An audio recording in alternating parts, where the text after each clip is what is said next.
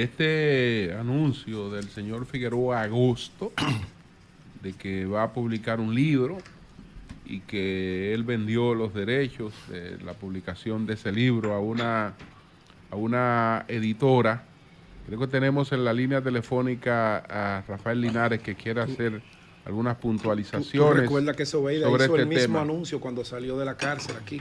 Sí. En el año 2015, 2016, ella anunció también que escribiría un libro de sus memorias. Estamos en 2024, 9 años después, y no ha escrito nada. Bueno, habrá que ver si... Y tiene mucho que contar. Y ella tiene mucho que contar.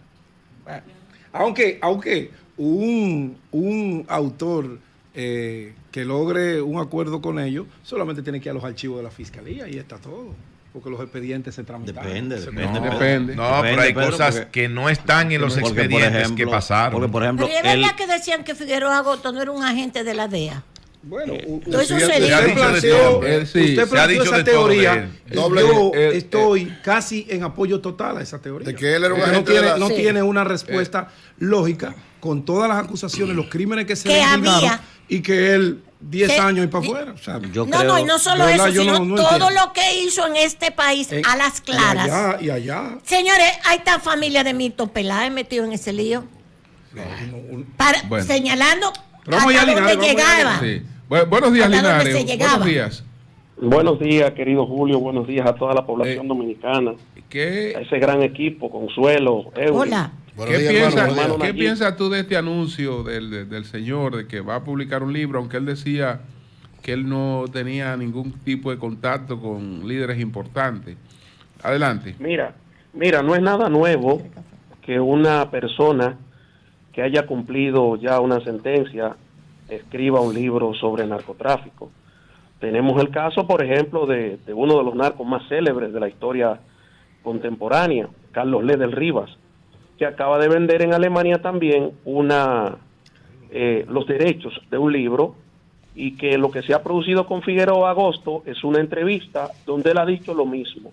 Voy a escribir un libro, voy a mencionar a militares, voy a mencionar a generales, voy a mencionar a policías. Políticos. Eso fue más o menos lo que políticos y una serie de cosas. Amigos, amigas. Es importante, Consuelo, sí, que todos estos generales, ex generales o generales retirados, sí, y los que están también investigando estos casos de narcotráfico, entiendan la importancia de lo que es escribir, leer, porque aquí hay muy poca bibliografía en términos de narcotráfico escrita por generales dominicanos. Periodistas no, porque debo reconocer que Rafael Núñez, que estuvo con Leonel, ahora está con Luis, escribió algo muy interesante sobre el tema de Figueroa Agosto. Por lo menos tiene una versión, al estilo, por ejemplo, de Ana Lilia Pérez en el libro Mares de Cocaína, al estilo, por ejemplo, de Olga Vir en el Clan de los 12 Apóstoles, al estilo, por ejemplo, de Alirio Bustos Valencia en El Mundo Secreto de la Mafia. O sea, esa es la versión periodística. Falta la versión del narcotraficante y la versión, por ejemplo, del general o la policía o el policía que investigue el caso. Tengo, por ejemplo, tú tienes el libro de Mi Confesión, escrito por Carlos Castaño en su tiempo, en una entrevista que le da al periodista Mauricio Aranguren, donde describe cómo murió Fidel, pero tiene la respuesta de ese libro, escrita por Jesús Sánchez, llamada Hermanos de Sangre, donde describe cómo un hermano manda a matar a otro hermano en el mundo del narcotráfico, como es el caso de Vicente Castaño. Todo esto es bibliografía de lo que estoy hablando. Yo tuve la oportunidad de hablar con el abogado que fue de Carlos Castaño, que ha sido abogado de grandes narcotraficantes, Joaquín Pérez, ustedes lo conocen muy bien. Y en lo que estábamos hablando allí, yo vi una serie de fotografías de él con Carlos Castaño y con esa serie de cosas, y fue una conversación muy interesante. De manera que lo de Figueroa Agosto hay que verlo como una versión, Julio, doña Consuelo, sí, Manuel, Pedro, una versión de una persona que estuvo vinculada aquí a los negocios ilícitos y que ya se arrepintió, según él, le envió un mensaje a la juventud de que no se metan en ese tema, pero él va a mencionar muchas cosas. Lo que habría que preguntarle es sobre la nomenclatura de su negocio. Porque dice que un general, que un coronel, que fulano, que se robó esto, que se robó aquello. Son las versiones de todos los capos que yo he leído aquí, que se lo he puesto. Sí. O sea, la versión de un capo en un libro. Ahora habría que preguntarle la nomenclatura de los negocios, que fue lo que le entró, porque un hombre que estaba preso a 209 años en Puerto Rico se escapa de una cárcel, viene para acá. La primera condena. Sí. ¿Qué le evadió cuando vino aquí? Linares. ¿Qué tiene? Sí. A propósito de eso, hermano, ¿qué tú sabes sobre la negociación de este señor? ¿En qué condiciones este señor habría logrado salir de la cárcel en 10 años? En 2020. Bueno, ahí es que voy. Un hombre que se escapa de una cárcel, preso a 209 años, llega a la República Dominicana. ¿Se escapa o lo escaparon? Bueno, yo prefiero la versión de él. Yo prefiero quedarme con la de él. Claro. Se escapó, pero vino a la República Dominicana. Y entonces aquí comienza un negocio igual o más rentable que el que él tenía en Puerto Rico. Y a las claras. Con la conexión, porque eso no se le ha preguntado a él, con la conexión de grandes redes de narcotráfico en Sudamérica. Entiéndase Venezuela, Colombia y todos esos países suramericanos que trasladan ese tipo de narcóticos. Entonces, un hombre que se pasa 10 años más aquí y llega a los Estados Unidos, que uno cree que le van a cantar cadena perpetua. Entonces, la información, fíjate que en una de las preguntas que hace el grupo que lo estaba entrevistando, cuando, fíjense que es una constante, porque yo le doy seguimiento, cuando le preguntaron a Quirino y ahora cuando le preguntan a él, pero ¿y a quién usted mencionó de sus socios, de su gente? No, prefiero no hablar de eso, porque eso es confidencial. Él no puede hablar. Él puede mencionar a un general. Yo le di tanto. El general fulano de tal se robó tanto. El político fulano de tal se robó tanto. Pero ok, dame la ruta que tú utilizabas para el transporte, las conexiones políticas, las conexiones habituales. ¿Cuáles eran los capos en Puerto Rico que te recibían esa mercancía? ¿Cuáles eran los capos que te coordinaban la subida y la bajada? No te lo dicen. No hay un capo que te profundice sobre esos temas. ¿Sabe por qué? Porque ahí es que está el peligro de todo esto. Entonces, claro, los generales, yo recuerdo que vi hace como un año a Rosado Mateo, nos encontramos en una plaza, y me dijo que estaba escribiendo un libro. Digo, general, tiene que apurarse porque una persona como usted, expresidente de la Dirección Nacional de Control de Drogas, es verdad, una persona que tiene mucho conocimiento del tema, usted escribe un libro hasta detallando los casos que la propia DNCD en su mandato lo hizo. Entonces, lo mismo que le dije al Alburquerque Comprés, lo mismo que le dije al propio y Alburquerque tiene tiempo de escribir ahora, mucho. Sí, y le dije al propio Cabrera Ulloa, porque ha sido una hazaña lo que ha hecho la propia Dirección Nacional de Control de Drogas, que yo he dicho que eso no es lucha contra el narcotráfico, pero es un trabajo loable que ha hecho la Dirección Nacional de Control de Drogas, por lo menos en ley. ¿Qué fue lo que tú le dijiste entonces cuando él dijo que iba a escribir el libro? Que tenía que apurarse porque hay tantas versiones y yo no conozco, ni la población conoce la versión del militar, del policía preparado. Es decir, ¿cuál es la logística para atrapar un gran cargamento? ¿Cuáles son las conexiones o las colaboraciones que se hacen en un determinado momento? Lógico, sin tener que entrar en detalles tan profundos, pero cuando te lo dice un general. Ponerle un tinte de novela a eso. Ficción. No, porque tinte de novela no, Nayib. Yo le pondría un tinte histórico. El de novela se lo pone el narcotraficante o la editora a quien el narcotraficante le cuenta la historia. Sí. Eso de Figueroa Agosto, anota la fecha y la hora.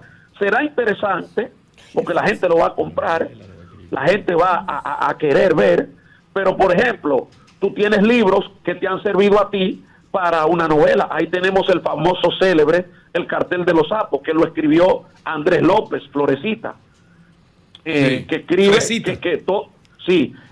Florecita. Entonces él escribe un libro y de eso se hizo una saga, pero tú no puedes creer todo lo que pasó en la novela porque la novela es recreada. Ahora, Por ejemplo, a mí sí, pero es que yo no creo, perdón, Linares, que el general Rosado Mateo vaya a escribir un libro con todos los detalles, con todas las informaciones, con todos los nombres que él maneja, que él conoce. Por eso digo que necesariamente para escribir un libro tendría que ponerle algún tinte novelesco. Linares, el general Rosado Mateo no fue que anunció que iba a dar una declaración y que iba a estremecer el país. ¿No fue él? No. Cuando estaba en la DNCD. El general Rosado fue que trajo a no recuerdo. Pero sí, mira, yo creo que fue él, si no me falla la memoria. Fue una declaración que iba a estremecer el país, yo recuerdo. Y después no dio nada.